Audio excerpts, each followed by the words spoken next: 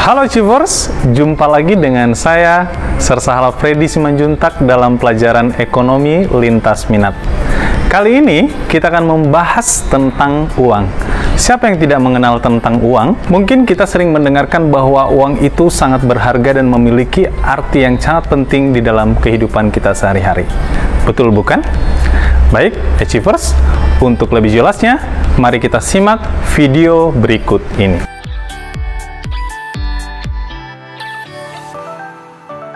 Kita mulai dengan alat pembayaran tunai.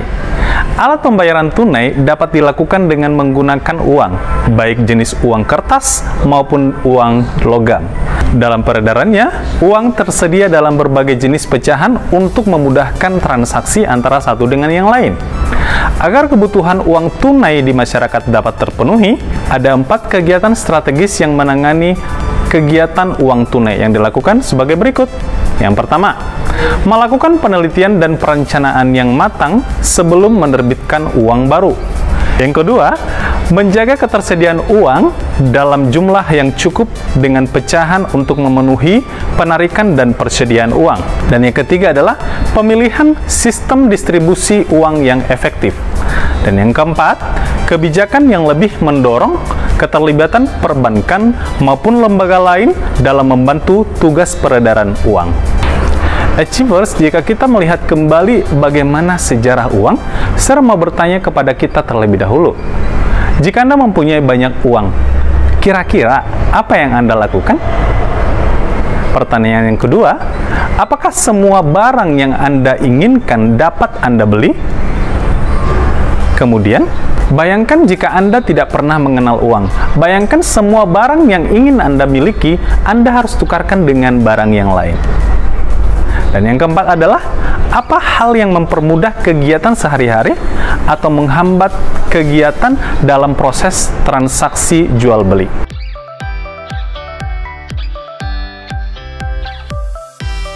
Berikut saya akan menyampaikan tahap-tahap perkembangan uang. Dimulai dengan tahap barter. Tahap barter adalah tahap memperoleh barang-barang yang tidak dapat dihasilkan sendiri. Seseorang pasti akan mencari barang dari yang lain untuk menukarkan barang yang dimilikinya dengan barang yang lain yang dibutuhkannya. Dengan kata lain, atau hal yang sederhana, barter adalah pertukaran antara barang dengan barang.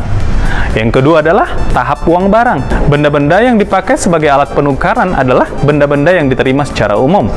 Benda-benda yang dipilih pasti bernilai tinggi atau benda yang merupakan kebutuhan primer sehari-hari.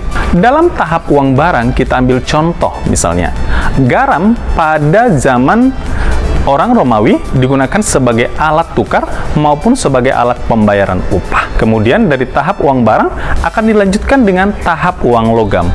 Bahan yang memenuhi syarat menjadi uang logam adalah emas dan perak.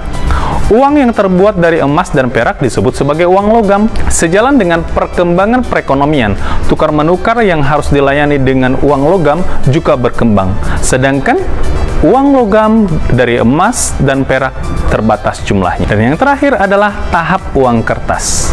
Mula-mula uang kertas yang beredar merupakan bukti kepemilikan emas dan perak sebagai perantara untuk melakukan transaksi.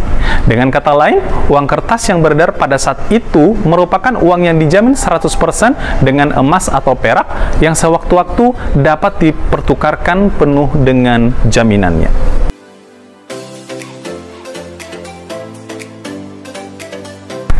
Nah, dari sejarah dan tahap-tahap perkembangan uang tersebut, maka beberapa ahli atau tokoh ekonomi mendefinisikan. Yang pertama adalah Edward Shapiro. Uang adalah suatu benda yang umum yang diterima oleh masyarakat untuk pembayaran, pembelian barang, jasa, dan barang berharga lainnya untuk pembayaran utang. Yang kedua adalah Sir Dennis Holme Robertson, mengatakan bahwa uang adalah sesuatu yang bisa diterima dalam pembayaran untuk mendapatkan barang. Nah, kira-kira ada yang bisa mengambil kesimpulan? Kesimpulannya adalah uang mempunyai ciri yang diterima secara umum, dapat digunakan sebagai alat tukar, dan dapat digunakan sebagai alat pembayaran.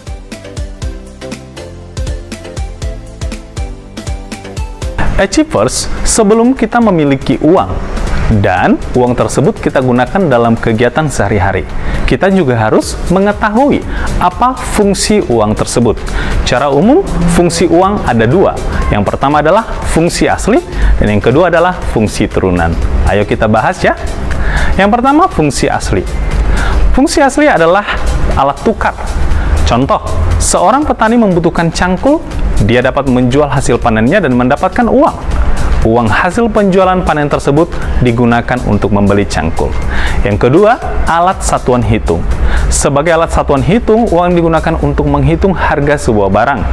Nilai suatu barang dapat diukur dengan uang. Misalnya, harga pulpen 16.000 dan buku tulis harganya 8.000. Ini menunjukkan bahwa nilai pulpen 2 kali dari buku tulis. Kita ke fungsi turunan. Fungsi turunan yang pertama adalah standar atau pembayaran yang ditunda, atau biasa dalam bahasa sehari-hari adalah kredit. Uang digunakan untuk menyatakan ukuran utang. Uang dijadikan daya beli umum yang dapat dinyatakan dengan unit-unit yang pasti dan menurut pedoman atau ukuran. Yang kedua, alat penyimpan kekayaan. Manusia menyimpan uang untuk memenuhi kebutuhan untuk masa yang akan datang atau mengantisipasi pengeluaran yang tidak terduga sebelumnya.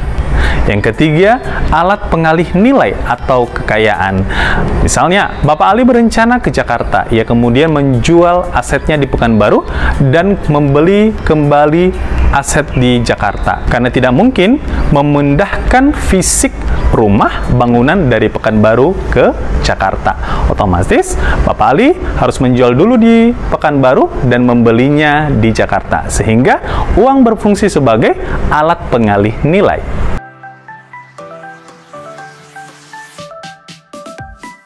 Setelah kita mempelajari fungsi uang, kita akan mempelajari tentang jenis uang. Jenis uang bermacam-macam, Achievers. Uang dapat dikelompokkan atas dasar pihak yang mengeluarkan, bahan uang, negara yang mengeluarkan, dan nilai uang. Berikut uraiannya. Yang pertama adalah jenis uang berdasarkan pihak yang mengeluarkan. Ada uang kartal. Uang kartal adalah uang kertas dan uang logam yang beredar di masyarakat. Uang ini dikeluarkan dan diatur peredarannya oleh pemerintah, serta merupakan alat pembayaran yang sah. Yang kedua adalah uang giral. Alat pembayaran berupa cek, biliet giro, dan sejenisnya. Uang giral dikeluarkan oleh bank tertentu dan digunakan sebagai alat pembayar. Jenis uang selanjutnya adalah berdasarkan bahan uang. Uang logam adalah uang yang bahannya terbuat dari logam berupa emas dan perak dan logam lainnya yang beredar sebagai alat pembayaran. Uang kertas adalah uang yang bahannya terbuat dari kertas serta penggunaannya diatur oleh undang-undang. Jenis yang ketiga adalah berdasarkan negara yang mengeluarkan. Uang dalam negeri, uang yang dikeluarkan oleh negara yang bersangkutan. Rupiah adalah uang yang dikeluarkan oleh pemerintah. Uang luar negeri adalah uang yang beredar dalam suatu negara, tetapi negara lain yang mengeluarkan. Mari kita sebutkan contoh-contoh jenis uang luar negeri. Ada yen, dolar, ringgit, peso, pound sterling, euro. Nah, Achievers, uang luar negeri biasa disebut juga sebagai valuta asing. Dan yang keempat adalah jenis uang berdasarkan nilai uang. Ada uang nilai penuh. Apa yang dimaksud dengan nilai uang penuh? Uang yang nilai bahannya terdapat pada standar emas. Nilai uang tersebut sesuai dengan bahan yang terkandung pada bahan uang. Jika uang emas mengandung emas misalnya 5 gram, maka nilai uang dalam pertukarannya juga seharga emas 5 gram. Yang kedua adalah uang tidak bernilai penuh. Merupakan uang yang nilai bahannya lebih kecil dari nilai nominalnya. Misalnya, uang kertas Rp10.000 mungkin saja nilai bahannya hanya 500 perak saja.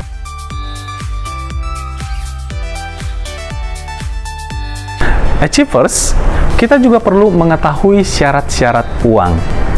Ayo, ada yang tahu syarat-syarat uang? Baik. Agar dapat berfungsi dengan baik, uang harus memenuhi syarat-syarat sebagai berikut. Yang pertama adalah mudah dibawa. Artinya, uang dapat digunakan kapan dan di mana saja. Yang kedua adalah tahan lama. Uang hendaknya tidak cepat rusak dan tidak perlu diganti setiap saat. Yang ketiga, dapat dipecah menjadi unit yang lebih kecil. Dalam hal ini, uang harus dipecah menjadi unit yang lebih kecil untuk memudahkan transaksi. Uang juga harus memiliki nilai yang stabil. Uang perlu dijaga agar nilainya stabil, dan jika uang tidak stabil, uang tidak dapat diterima secara umum. Dan yang kelima adalah uang harus diterima secara umum. Uang harus dapat diterima secara umum oleh pemerintah maupun setiap anggota masyarakat lainnya sebagai alat tukar, dan alat tukar tersebut digunakan sebagai standar pembayaran dalam proses pertukaran barang dan jasa. Yang keenam, jumlahnya dapat memenuhi kebutuhan masyarakat serta tidak mudah dipalsukan. Dan yang terakhir, syarat psikologis, bahwa uang harus bisa memuaskan keinginan orang yang memilikinya.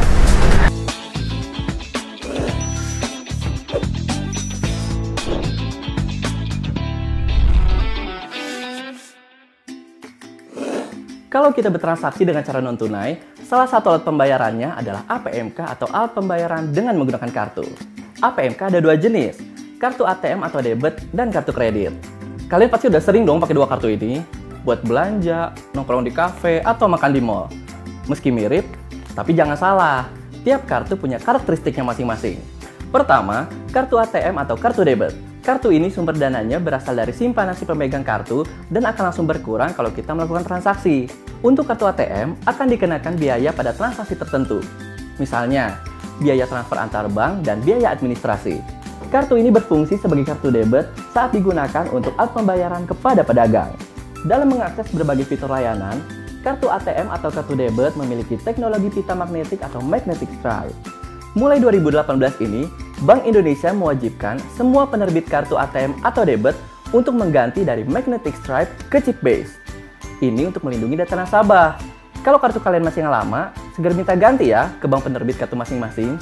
Yang kedua, kartu kredit. Kartu ini berbeda dengan kartu ATM atau kartu debit. Sumber dananya berasal dari pinjaman yang diberikan oleh penerbit kartu.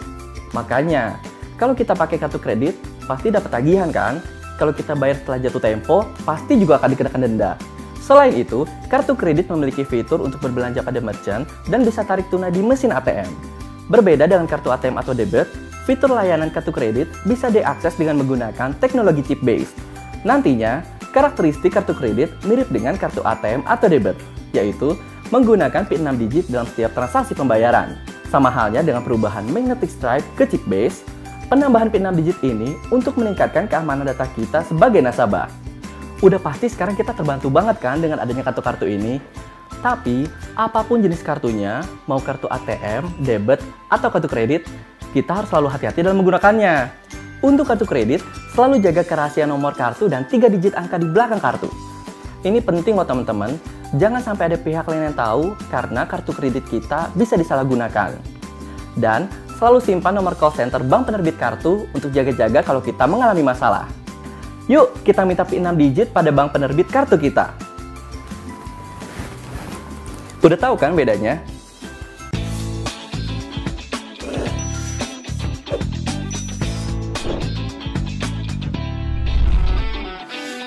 Pastinya kita semua udah tahu dong sama yang namanya Quick Response Code atau yang biasa disebut dengan QR Code.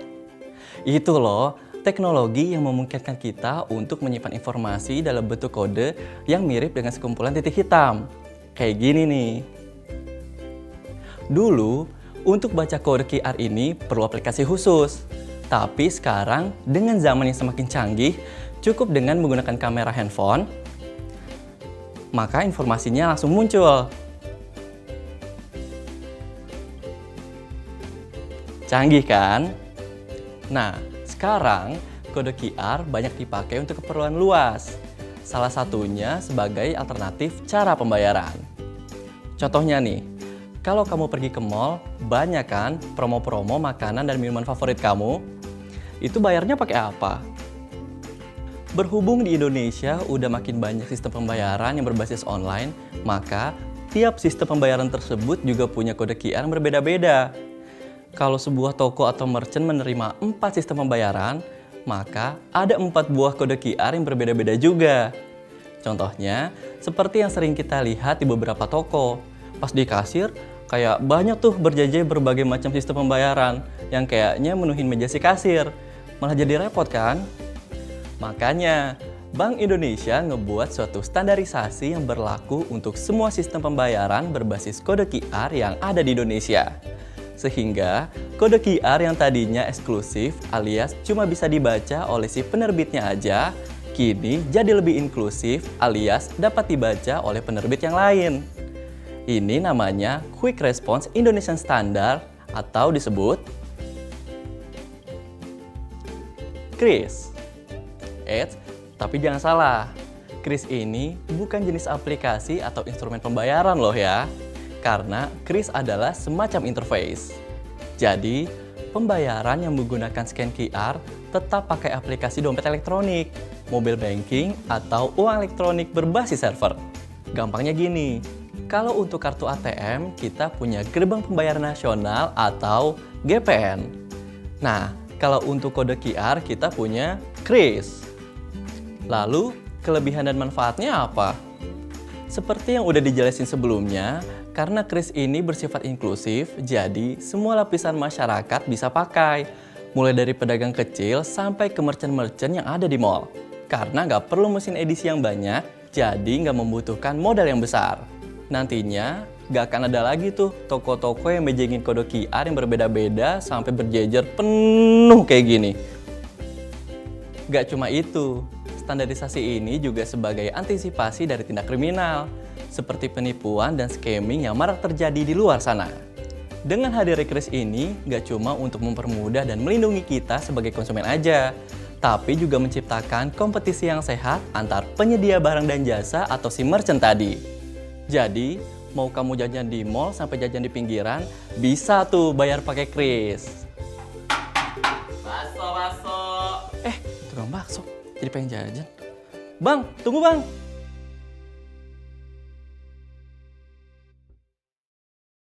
Achievers, demikian pelajaran kita dan pembahasan kita seputar tentang uang. Untuk lebih jelasnya, kalian dapat membaca buku Ekonomi kelas 10 penerbit ESIS materi uang. Sampai bertemu minggu depan, jaga kesehatan, dan saya ucapkan terima kasih.